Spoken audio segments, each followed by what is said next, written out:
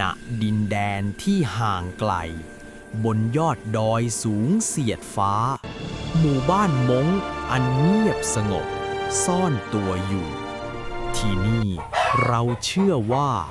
เงินไม่ใช่แค่ของมีค่า แต่คือเกราะคุ้มกันวิญญาณ โอ้ยรับรองแวววาวแน่จ้ะแม่ ขอผมแก่ฟางออกจากจมูกก่อนนะ เฮ้ย นั่นมันเงินขวัญหมู่บ้านนะ กลับมาเดี๋ยวนี้นะ เจ้าก้อนฝ้ายขี้ขโมย วับวับของข้าของข้า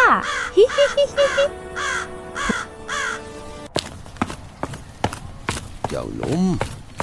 การจะไล่จับลม ต้องรู้จักทิศทางลม ไม่ใช่เอาหน้าไปไถดินแบบนั้น ดูที่เสื้อเจ้าสิ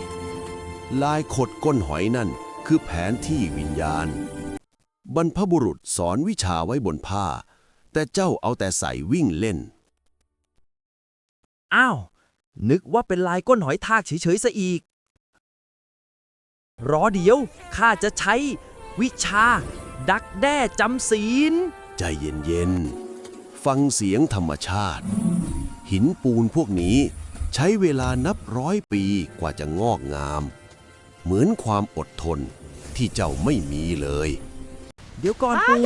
ผมว่ายน้ำท่าลูกหมาตกน้ำไม่เก่งนะ งั้นก็หัดบินซะ โห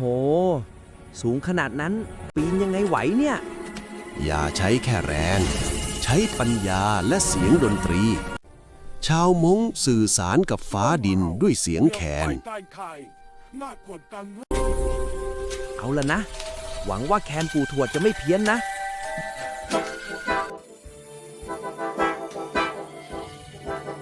เสียงอะไรเนี่ยทำไมรู้สึกง่วงๆอบอุ่นจัง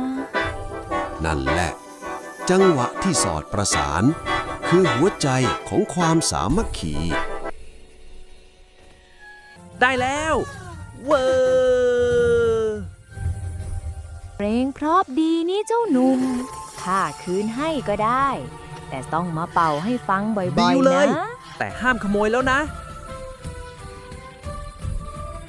และแล้วยี่ก็ได้เรียนรู้ว่า วีรบุรุษไม่ได้วัดที่ความเก่งกาจแต่วัดที่หัวใจที่รู้จักเคารพในสิ่งที่ตนมี